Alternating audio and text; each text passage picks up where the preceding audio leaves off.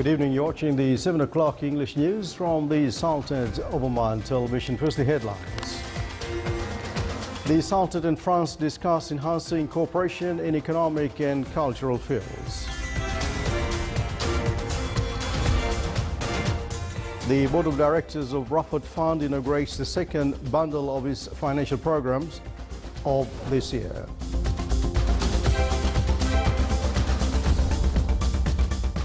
And several people were killed in airstrikes on the rebel-held city of Idlib in northwest Syria.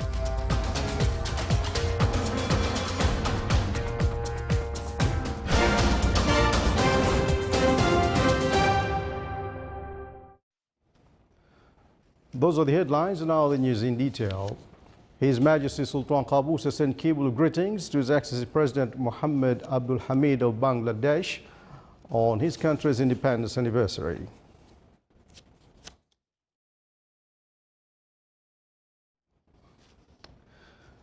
Within the annual political negotiable between the Sultanate and France, His Excellency Said Badr bin Hamoud bin Al-Busaidi, Secretary General of the Foreign Ministry, met separately with His Excellency Jean-Marc Mousset,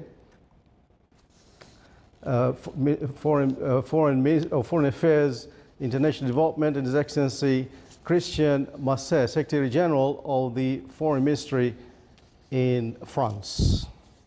During both meetings, they discussed important cases at regional and international fields, in addition to enhanced cooperation in various economic, cultural, and artistic fields. From the other side, His Excellency the Secretary General of the Foreign Ministry met with His Excellency Jack Lang, Chairman of the Arab World Institute, and reviewed cultural and educational efforts in spreading harmony among humanitarian societies, in addition to opportunities of enhancing cooperation between the Sultanate and the Institute.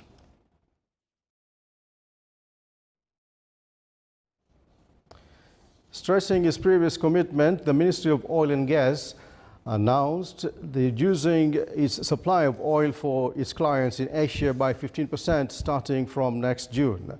The ministry said in its official page on Twitter that the reduction was agreed since was signing of the agreements with purchasers of the terms of contracts, pointed that this reduction is related to expansions at Sohar refinery. The Sultanate reduced its production on crude oil since January and February, in line with the agreement reached by the Organization of Petroleum Exporting Countries, OPEC, and a number of producers outside the cartel, aiming to stabilize the crude oil prices. The Board of Directors of Rafat Fund decided during the second phase of this year, the bundle included an industrial program with the ceiling of 200,000 Omani Riyals, touristic program which targeted those who want to establish or develop touristic programs, in the program of financing trading agencies with a financial support up to 150,000 Omani Riyals. The board also discussed during its first meeting of the year ways of encouraging entrepreneurs to establish new projects, stressing priority for Omani youth job seekers. The meeting was chaired by His Excellency Dr. Ali bin Masoud As-Sunaidi, Minister of Commerce and Industry and Chairman of Board of Directors of the fund. The students' delegation from Sultan Qaboos University took part in the International Government Communications Forum held at Sharjah in the United Arab Emirates. The forum witnessed a participation from around 2,500 political and media personalities, including intellectuals and decision makers. It witnessed discussion sessions through which the participants introduced their ideas and knowledge on various topics related to sustainable development. The forum was also considered an opportunity for students to improve their thoughts and understanding of decision making. It also focused on the significance of the positive usage of social media means.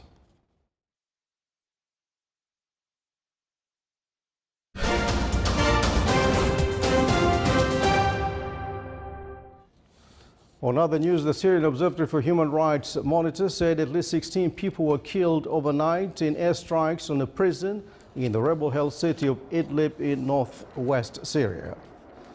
It said the dead included prisoners and prison guards, but did not have an immediate breakdown of the toll. The strikes were believed to have been carried out by Russian warplanes, which have been flying sorties in support of President Bashar al-Assad's government since Moscow began a military intervention in September 2015. The observatory said it determines whose planes carry out raids according to type, location, flight patterns and ammunition used.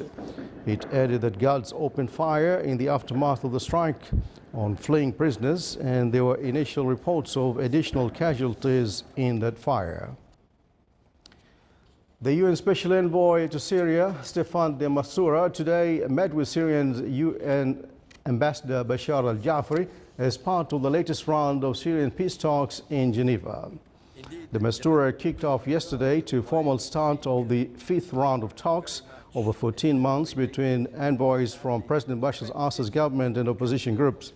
De Mistura said yesterday that he did not expect miracles from the talks, but hoped for incremental constructive steps. The talks are set to take place over at least several days around issues of governance, elections, a new constitution and the fight against terrorism. The two sides are still not meeting face-to-face despite jointly attending a fourth round ceremony last month in a UN Assembly Hall.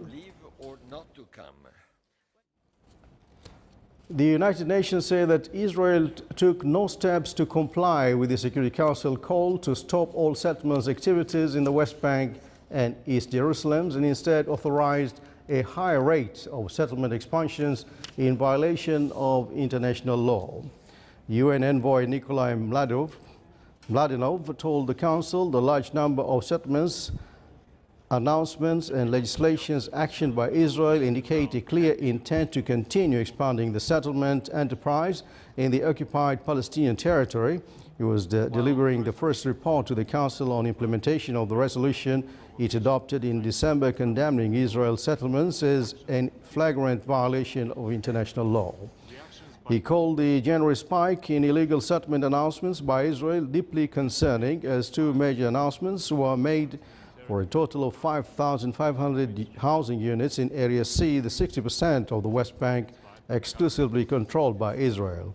Palestinian leaders hope East Jerusalem will become the capital of the Palestinian state that will also encompass the West Bank and Gaza Strip territories Israel captured in 1967. The UN Security Council has unanimously adopted a resolution condemning the unlawful destruction of the cultural heritage and warning the Daesh group, Al-Qaeda and other combatants that such attacks may contribute war crimes. The resolution approved yesterday expands previous measures which were limited to the illicit trafficking in looted cultural items to fund terrorism and focused primarily on Iraq and Syria, where Islamic State extremists have destroyed ancient sites, including Palmyra. It urges prosecution of those responsible for attacks against historic monument sites and buildings dedicated to religion, education, art, science, or charitable purposes, as well as those who carry out illegal excavations, loot and traffic of stolen goods. Still to come, a news bulletin. A celebration was held at Niswa College of Applied Sciences to mark the Earth Hour.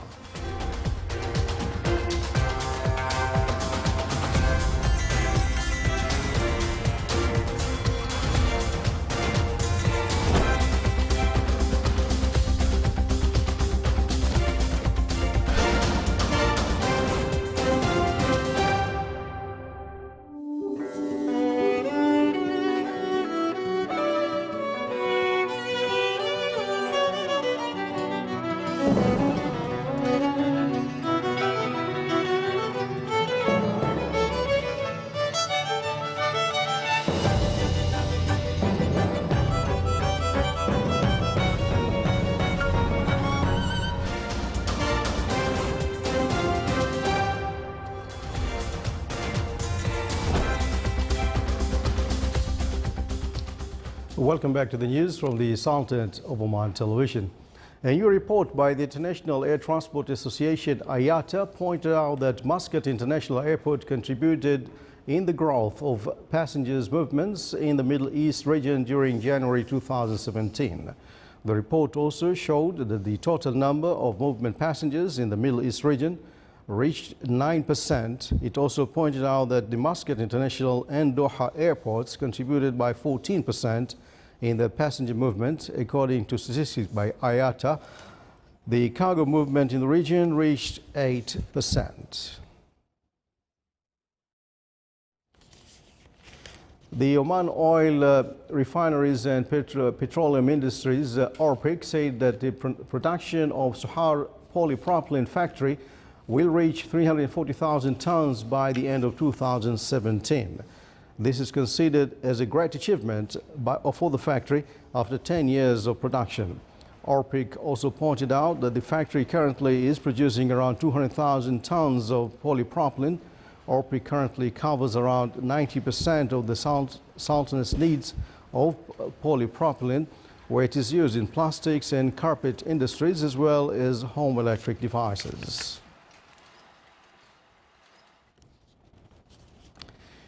The effect of low-pressure depression continues in a number of the governorates in the Sultanate. A number of wilayas in the governorate of Musaddam witnessed moderate to heavy rainfall, which caused wadis and tributaries to overflow.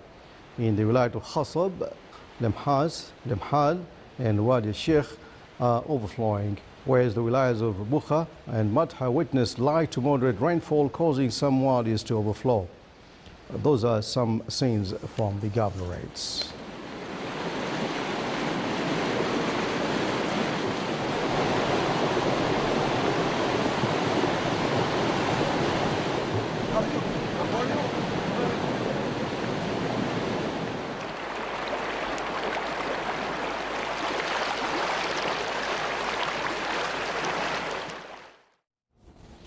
The Volunteer and Environment Society at Nizwa College Applied Sciences now organized an event entitled Earth Hour, in celebration of the Earth Hour. More details in the following report by Saleh bin Khalfan Rahbi. In celebration of the Earth Hour, the Volunteer and Environment Society at Nizwa College of Applied Sciences organized the Earth Market to spread awareness among college students about the importance of preserving the environment. The purpose of this event to spread awareness between the student and also to protect the environment more and try to reduce the energy and another sources in the earth. The Earth Market was divided into 4 sections. The first section was called the Gold Market, where attendees were given general information about the Earth Hour and the importance of the day. The second section was called the Frankincense Market, which urged college community to rationalize the consumption of electricity in order to preserve the environment. The third section was called the Challenge, where college students who participated in this part were asked to leave behind their mobile phones for 2 hours. It's about to ask a student to put their mobile phone with me for 2 hours from 10 to 12. Then we will do draw, and we have 3 winners in the end. We have 2 objectives. The first one is to let the student spend their time in a good way, away from their mobile phone. And another objective is to protect our earth from the emission. In the last section of the event, the attendees were asked to express in writing their gratitude and appreciation to Mother Earth. I think it's for a really great cause. I think it's really important that students know how to protect the earth and know the importance of protecting the earth and keeping it clean and so on. The Volunteer and Environment Society at Nizwa College of Applied Sciences works towards creating a college community that cares about the environment and encourages students to do voluntary work inside and outside the college. Mother Earth is not only our environment, but she is also our life, and we must protect her. From Nizwa College of Applied Sciences, Saleh bin Khalfan al-Rahbi, Al-Dakhliya, Governorate.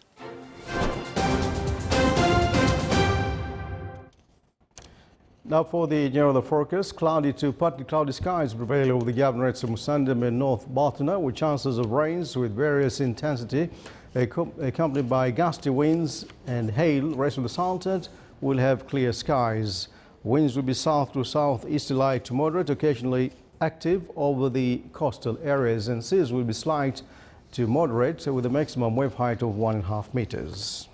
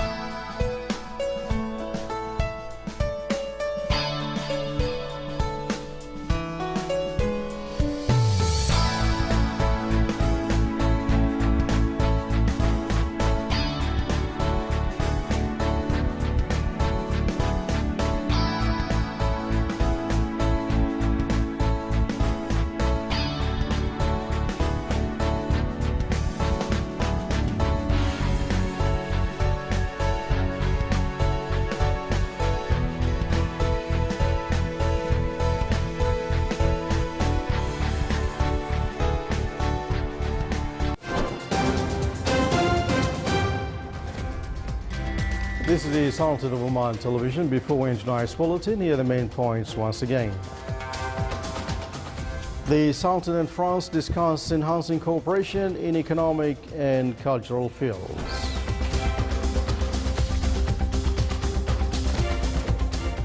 The Board of Directors of Rafat Fund inaugurates the second bundle of its financial programs of this year.